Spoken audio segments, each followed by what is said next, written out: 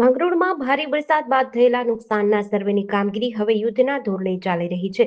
વહીવટીતંત્રએ 5 ટીમો મેદાનમાં ઉતારી છે અને સાંજ સુધીમાં સમગ્ર શહેરનો સર્વે પૂર્ણ થવાની શક્યતા વ્યક્ત કરાઈ છે. તાજેતરના ધોધમાર વરસાદથી માંગરોળના અનેક નીચાણવાળા વિસ્તારોમાં પાણી ઘૂસી જતા સેંકડો ઘરોમાં ભારે નુકસાન થયું હતું. ઘરવખરી, અનાજ, ફર્નિચર તેમજ ઇલેક્ટ્રોનિક સાધનોમાં પાણી ઘૂસી જતા અનેક પરિવારોને મુશ્કેલી પડી હતી. આ નુકસાનનું ચોક્કસ મૂલ્યાંકન કરવા માટે વહીવટીતંત્ર દ્વારા 5 અલગ-અલગ સર્વે ટીમો રચવામાં આવી છે.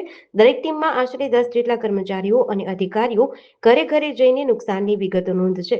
અત્યાર સુધીમાં આશરે 800 જેટલા ઘરોનો સર્વે પૂર્ણ થયો છે. વહીવટીતંત્રના જણાવ્યા મુજબ કામગીરી આજ ગતિએ ચાલુ રહેશે તો આજે સાંજ સુધીમાં સમગ્ર શહેરનો સર્વે પૂર્ણ થવાની શક્યતા છે.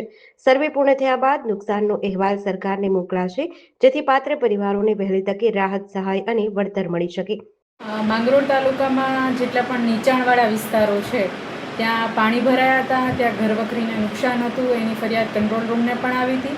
એના માટે માંગરોળ તાલુકા માટે એક 5 સભ્યોની ટીમ બનાવવામાં આવી છે કે જેમાં 10-10 અલગથી બીજા સબ મેમ્બર આપવામાં આવ્યા છે.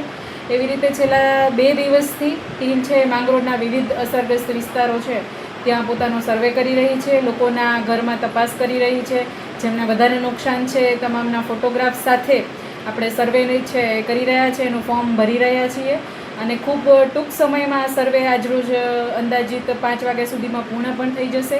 આશરે 800થી પણ વધારે મકાનો છે એ અસરગ્રસ્ત મકાનો તરીકે આપણા પ્રાથમિક અહેવાલમાં નોંધાયા છે અને આ તમામ દરખાસ્તો સર્વે પૂરા થયા બાદ સરકારશ્રીમાં પ્રાંત અધિકારી સાહેબ મારફત આપણે મોકલી આપીશું અને તમામ લોકોને વહેલામાં વહેલા સર્વે છે એની જે પણ સહાય મળતી હોય ડિઝાસ્ટર એક્ટ અંતર્ગત એ મળે એના માટે વહીવટીતંત્ર છે સંપૂર્ણપણે પ્રયાસરત છે.